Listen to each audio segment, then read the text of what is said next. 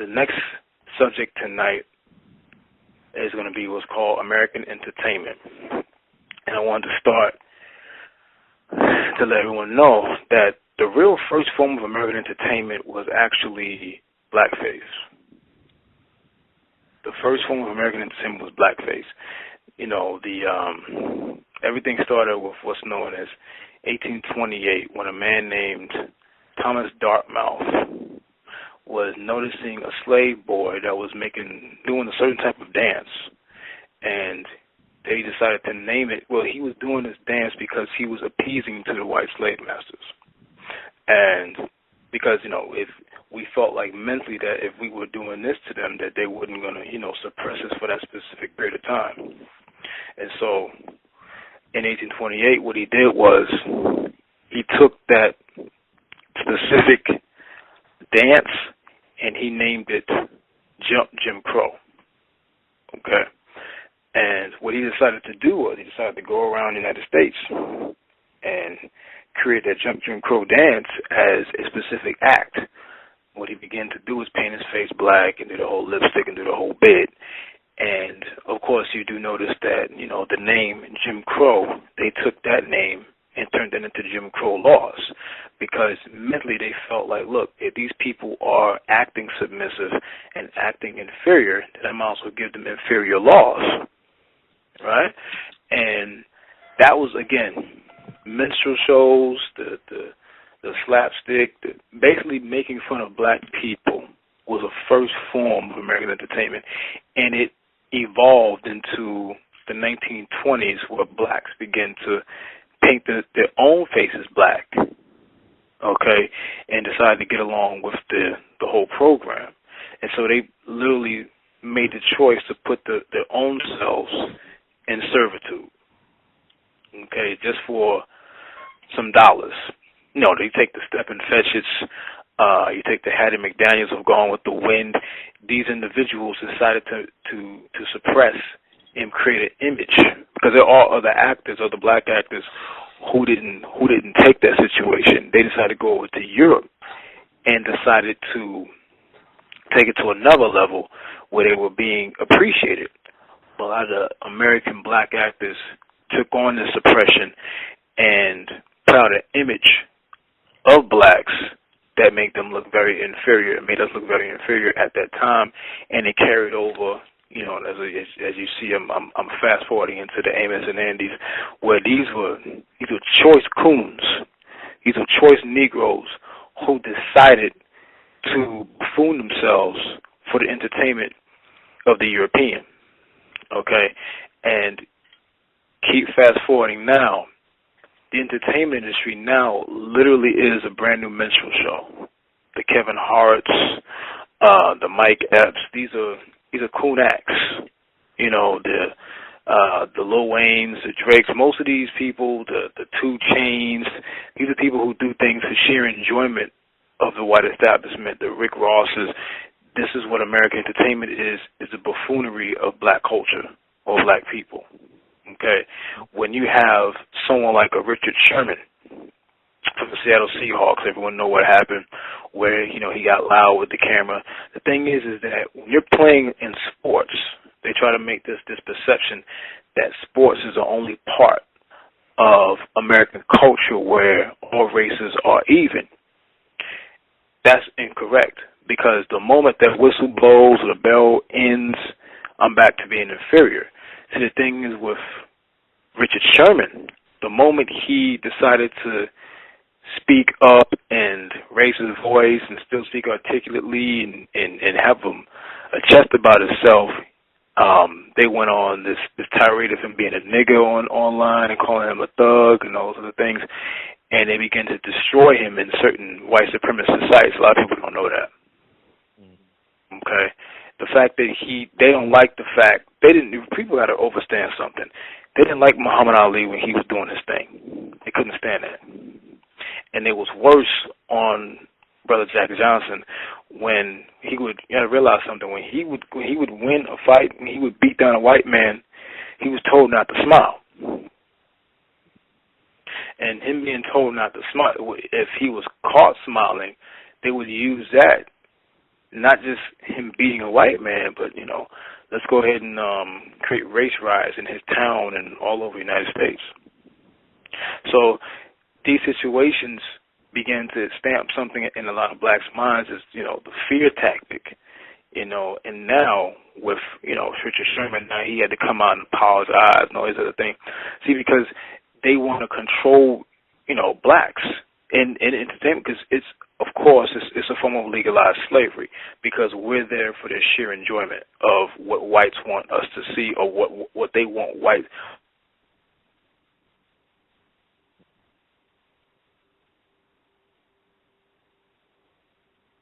Can't speak proper English correctly. All these things is extremely important to them to keep a certain image alive as if we're inferior. Right. That stuff is very important to them because they can't have blacks who are intelligent. They made sure they got up to Muhammad Ali to where this day he can't speak a word. He can shake all day, but he for nothing no more. They made sure of that. They did that. I mean, but go ahead.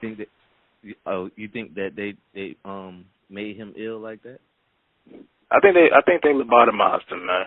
I don't think it had too much to do with blows to the head and this and that. I think, because they was trying to do anything they could, because I think, number one, they couldn't stand the fact that he converted to the Nation of Islam and, black man is God. They couldn't stand that because he was no longer their little boy. Mm-hmm. See, because I realized when they had Joe Louis was he was controlled. He was polite. He didn't say anything. He played stupid. He would win fights, but they can control him. They did whatever they wanted to him until his death. Whereas Muhammad Ali came out, he came with confidence. You realize Muhammad Ali encouraged millions of black people all around the world to do for themselves and have some confidence at a time where it wasn't okay. And so they had to do something about that. And the thing with whites, when they deal with us, they have to make certain people into examples. They have to take a person like Richard Sherman and show, like, okay, well, look, you might have raised your voice, but we're going to make sure you don't do it no more. That stuff is important to them because, again, they like their athletes to be stupid. It's like I grew up watching, of course, most of us grew up watching Michael Jackson. But we got lost in his music, made great music, the whole nine, but most of it was entertainment for white folks. He'd been crossed over. That's the bottom line. It's, of course, we love our brother. We miss our brother and we love him. But at a certain point in his career, he didn't give a damn about black people. It was more about the world, this, the world, that, and doesn't matter if you're black or white. That's trying to buy in. Mm-hmm. And at a time when it was fashionable for you to buy in. You can't come out and say to the world, look, I'm pro-black, I'm an athlete. How many pro-black athletes do we have? Very little, if any. Even intelligent or someone who bucks the system. You can't buck the system no more. Even with the Trayvon Martin situation, they put a gag on a lot of the sports reporters that were former athletes. They couldn't speak too much about that. The only one who came out was Charles Barkley, who we know was a coon. Mm-hmm. They made sure that whatever Negro came out and said something, it was going to be in line with what they wanted us to think. Like, we have to see ourselves through the eyes of a European in order for them to be comfortable with black people. American entertainment, again, going back to right now, we don't have R&B anymore. You're dealing with the age of the culture bandits, the Europeans who go into what our culture is, from hip-hop to R&B, and they take it, destroy it, or, they'll mimic what we do and they'll create for themselves, the same culture that they made fun of years ago. Now all of a sudden, because they do it, it's okay to be done. These type of situations have to be recognized that, number one, we don't have anything for ourselves. And it also shows the nature of that European, that these are blood suckers and energy suckers, energy drainers, that they need to feed off of what we do first in order for them to survive. Because prior to our existence, there's no need for them to exist. Because if they don't feed from us, they cease. So when you're looking at certain things that they adapt to their culture, it's nothing but our culture except into a very perverted manner. That's reality, man. We can't get mad at the Grammys for not giving us any awards. The awards are not going to come because they've already taken what they needed from us. Now they don't need us no more. Jay-Z and Beyonce, they like buffoons for the white man. Yeah, because the thing is, especially Jay, because Jay know better. You've already accepted your role, and it's ridiculous. You're playing a role for them. Beyonce especially. It's like, come on, man. Like, it's 2014. There's no excuses no more. Nobody is asleep. Nobody's asleep anymore. You're either working for him, or you know what's going on, or you're too afraid to do something about it. You got three choices. And for them two, the two you just mentioned, Jay-Z and Beyonce, they're working for the beast. They're working for the blue bloods to keep most of us dumbed down. So, yeah, American entertainment, they're the manifestation of it. They are a form of still new minstrels because you're performing for somebody. You're not informing your people. You're performing for the European. And our people now have just accepted the way this society runs itself into a very low to the ground, low to the gutter situation that all of us now are starting to accept and deal with as if this is the norm.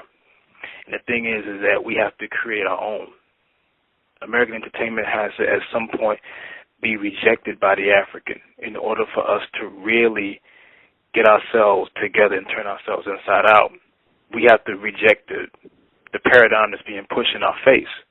Even if it's us in it, it's not a reflection of who we are. So at some point, your soul's going to reject it because it's not who you really are. The only way for you to accept it is if it's like a force-fed information.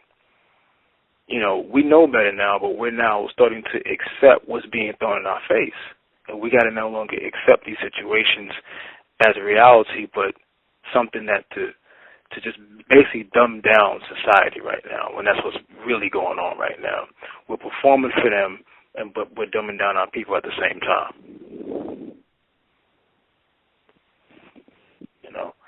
That's real. This is the bottom line, is that we have to get away from that. And I stress this a lot, is to create our own, because it's almost like it's too late to create our own financially. But it really isn't, because, number one, to get away from something, you have to have something of your own. And we have something of our own. We just have to want to come together to put the resources together to get our own again.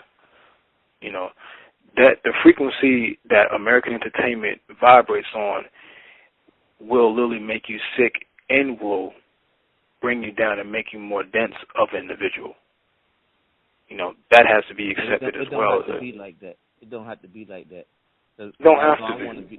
I'm aspiring to be an entertainer, but a Nuwaupu entertainer. Okay. A lot of the music that I write, I incorporate Nuwaupu. Good. And I know that, like I always mention, remember how Tupac and all of them, the hip-hop actors, how they was in the movies back in the 90s and everything. They could have been making films about the holy tablets, because the doctrine was, No, you're right. About, instead of them trying to be in all the gangster movies and stuff, they could have been playing parts about the different characters that's in the holy tablets. Putting exactly on film. Exactly. I agree with you, brother. I agree with you. I completely agree, but like you said, it don't have to be that way, but it's a choice. Right. And because they're making a decision to, perform for somebody rather than inform, you realize you have a very steep hill to climb, especially in this day and time. I could see if it was at least the 90s, but this is where we are right now. We on the other side of none. And so the devil has to work twice as hard to keep us dumbed down, to get us to feed into this situation. So when you have brothers such as yourself that's coming into this industry to teach knowledge of self, to teach sound right reasoning, they're going to suppress that as much as they possibly can. That stuff that's a concentrated effort, and you just got to have that focus in mind to want to put out what you're trying to put out. Right.